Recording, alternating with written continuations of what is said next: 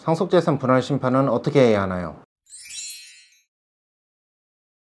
안녕하십니까. 저는 한국에서 10여 년간 상속 및 상속증여세 전문 변호사로 활동하고 있는 이유리 변호사입니다. 오늘은 상속재산 분할 심판을 어떻게 해야 하는지 그 과정과 절차에 대해서 간단히 살펴보도록 하겠습니다. 먼저 상속재산 분할 심판이란 무엇이냐? 상속재산을 나누기 위한 재판입니다. 그럼 상속재산이라는 게 무엇이냐면 기본적으로 사망 당시 망인 명의로 남겨져 있는 것을 상속재산이라고 합니다. 즉 사망 당시 망인 명의가 아니라 망인이 이미 제3자한테 증여를 한 것이라면, 아니면 누군가한테 유언을 남긴 재산이라면, 어쨌든 이런 유증재산이나 이런 증여재산을 제외하고 그야말로 사망 당시 망인 명의로 남겨져 있어서 상속인들에게 분배되어야 하는 재산만을 상속재산이라고 하고요. 상속재산 분할 심판에서 분할 대상으로 하고 있는 상속재산은 반드시 사망 당시 망인 명의로 남겨져 있는 재산만 분할 대상으로 하고 있습니다. 두 번째로, 그러면 이러한 상속재산이 어떻게 상속이 되느냐, 어느 경우에 상속재산 분할 심판을 통해서 상속이 이루어지느냐, 그 순서를 본다면 첫 번째로 상속재산에 대해서 가장 먼저 효력이 있는 것은 망인이 그 재산에 대해서 유언을 남겨뒀을 때입니다. 만약에 망인께서 유언을 남겨두셨다면 그 재산 분할 심판이나 이런 데에서 상속을 원인으로 해가지고 상속인들에게 분배되는 재산이 될 수가 없습니다. 그거는 이제 유증을 원인으로 해서 유언에 따라서 재산을 받게 된 분이 가져야 하는 재산이 되는 거고요. 만약에 이런 상속 재산이 있다면 첫 번째 유언에 따라서 재산이 분배가 되고, 만약에 유언이 없다면 상속인들 간 자율적인 협의에 의해서 결정을 하게 되어 있습니다. 그럼 그 협의를 어떻게 해야 하냐? 말 그대로 자율적이기 때문에 뭐 반드시 어떻게 해야 한다라는 것이 없습니다. 모든 것은 다 상속인들이 자율적으로 결정하실 부분입니다. 자, 그럼 세 번째로, 이런 상속인들과 협의가 되지 않을 때 상속재산 분할 심판을 통해 가지고 상속이 이루어지게 됩니다. 즉 상속재산 분할 심판은 유언도 없고 상속인들과 협의에 의해서 상속재산을 분배할 수도 없을 때 최종적으로 이루어지는 것이고요. 이 상속재산 분할 심판에서는 어떻게 그럼 재산 분배가 이루어지느냐? 유언은 유언자, 그 재산 소유자의 마음대로 남기는 것이고요. 상속인들 간 협의는 역시 상속인들 간 협의에 따라서 자율적으로 남기는 것입니다. 하지만 상속재산 분할 심판에서는 기여분이나 특별수익을 고려해서 강제적으로 상속분을 결정을 하고 상속재산의 방법을 지정을 하게 되어 있습니다. 즉 자율적이 아니라 법에 따라 강제적으로 상속재산을 나누게 된다는 특이점이 있습니다. 그렇다면 상속재산 분할 심판에서 어떻게 상속분을 정하느냐 부분은 기여분과 특별수익을 고려해서 상속재산을 나누게 됩니다. 특별수익이라고 하는 것은 상속분을 미리 선급해 줄 정도에 해당되는 증여재산을 특별수익이라고 하고요. 이렇게 특별수익을 많이 받은 상속인에 대해서는 남아있는 상속재산에 대해서는 기본적인 법정 상속분보다 상속분이 줄어들게 되어 있습니다. 그 최종적인 상속분을 구체적인 상속분이라고 하는데요. 기본적인 법정 상속분을 기초로 해서 만약에 특별수익을 많이 받은 상속인이 있다면 이러한 상속인은 기본적인 법정 상속분보다 구체적인 상속분, 즉 최종적인 상속분이 그만큼 줄어들게 될 것입니다. 반대로 이야기하면 별다른 특별수익이 없는 상속인은 최종적인 구체적인 상속분은 법정 상속분보다 그만큼 많아지게 될 것입니다. 자, 두 번째 고려 요소로는 기여분이 있습니다. 기여분은 망인을 특별히 부양하거나 망인께서 남겨두신 재산을 형성하거나 유지하는데 일정한 기여를 한 상속인, 상속분을 더 인정을 해준다, 뭐 이런 개념입니다. 재산 분할을 할 때는 이러한 특별수익과 기여분을 고려해서 강제적으로 이제 상속분을 정하고 또 거기에 맞는 어떤 재산 분배 방법을 판사의 재량으로 지정을 해서 어쨌든 강제적으로 상속재산 분배를 완료하게 되어 있습니다. 해외 거주자 입장에서는 어떠한 경우에 상속재산 분할 심판을 해야 하는가, 이 부분이 문제가 되는데요.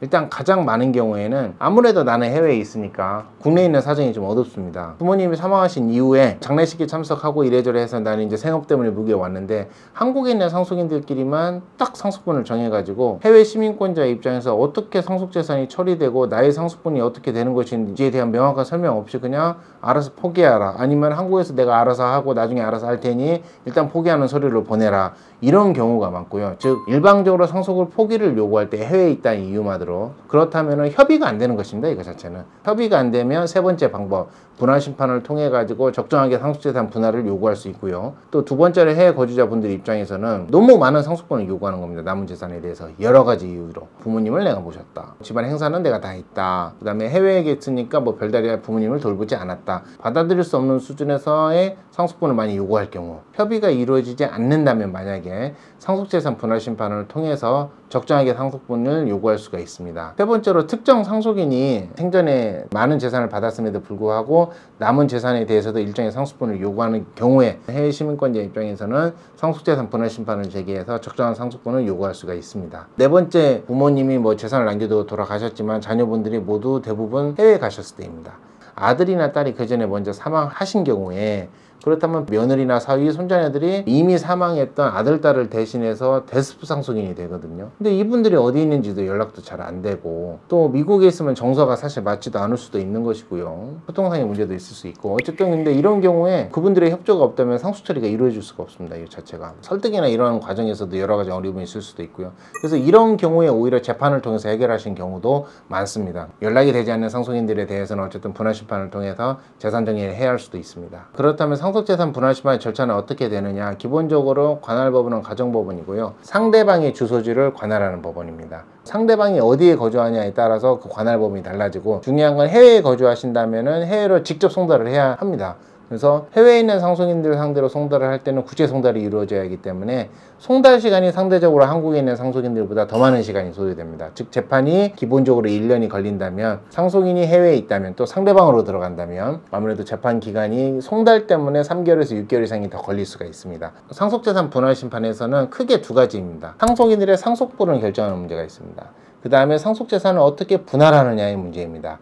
이 분할 심판의 절차는 사실 이 두 가지로 확정하는 절차인데요. 첫 번째는 앞서 말씀드렸듯이 상속인별 기여분이나 특별수익을 고려해서 최종적인 구체적인 상속분을 정하게 됩니다. 두 번째로 상속분을 정했다면 이 상속분에 맞게 어떻게 상속재산을 분배를 하느냐, 즉 재산 분할에 대한 문제가 있는데요. 이게 또 재판에서 많은 부분에서 이슈가 됩니다. 재산 분배 방법이 어떻게 되느냐에 따라 가지고 이제 상속인별로 유불리가 많이 갈려지는데요. 통상 세 가지 방법 중에 하나입니다. 첫 번째로는 현물 분할이라고 해서 그냥 공동으로 소유하게 되는 것입니다. 부동산 같은 경우에.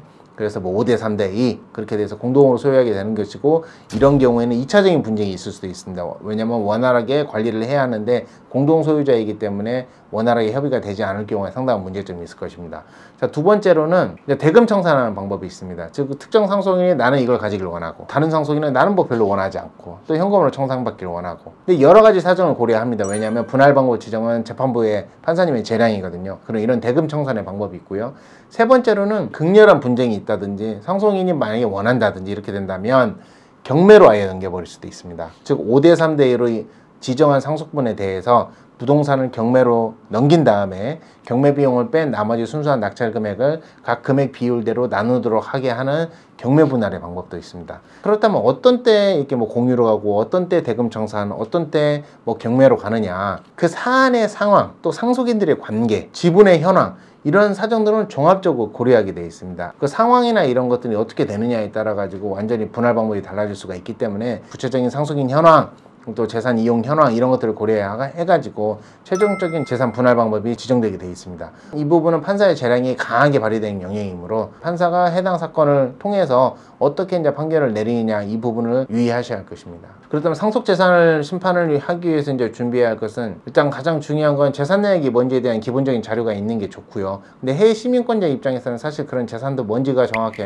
알 수가 없는 경우가 많습니다. 그런 경우는 이제 변호사랑 협의해가지고 최소한 안심상속 원스톱 조회 서비스라도 해서 기본적인 재산관계를 파악하는 게 아무래도 중요하고요. 두 번째로 상속재산 분할 심판에서 상속분을 결정할 때는 특별수익과 기여분을 고려하게 되어 있습니다. 그럼 특별수익과 기여분을 어떻게 아느냐, 상속인별로? 사실 변호사가 알 수가 없습니다. 그런 기본적인 사실관계 등은 결국 가족들만이 알 수 있는 사정이거든요. 그래서 어떤 상속인한테 어떤 혜택이 있었다, 이런 구체적인 사실관계를 자세히 정리해서 전해주는 게 좋습니다. 증거는 없다고 하더라도 일단 기본적인 사실관계를 알면 변호사가 상황에 따라서 그 사실관계를 입증할 수 있는 증거 방법도 신청하고 조회 신청도 할 수가 있거든요. 하지만 기본적인 사실관계를 모른다면 애초에 뭔가 더 나아갈 수가 없습니다. 이게 어찌 보면 상속재산 분할 심판만의 특징이 아니고요. 이 상속소송과 관련된 특징 중에 하나입니다. 유류분 소송이든 상속재산 분할 심판이든 결국에는 가족들만 알 수 있는 그런 사정들이거든요, 자체가. 그래서 소송을 시작할 때 어쨌든 남은 재산이냐, 상대방이 받은 특별수익이 무엇이냐, 또 기여분적인 요소를 고려될 수 있는 만한 게 뭐가 있느냐, 이런 부분들에 대해서는 담당 변호사와 협의를 하셔가지고 자세한 사실관계를 정해주는 것이 유리합니다. 오늘은 상속재산 분할 심판에 대해서 자세히 알아보았습니다. 오늘 영상에 대해서 궁금한 점이 있으시면 댓글에 질문을 남겨두시면 간단한 부분은 저희가 직접 답변을 드리도록 하겠습니다. 만약에 보다 자세한 상담이 필요하시다면 역시 댓글에 남겨져 있는 링크를 통해서 상담을 신청해 주시면 되겠습니다. 감사합니다.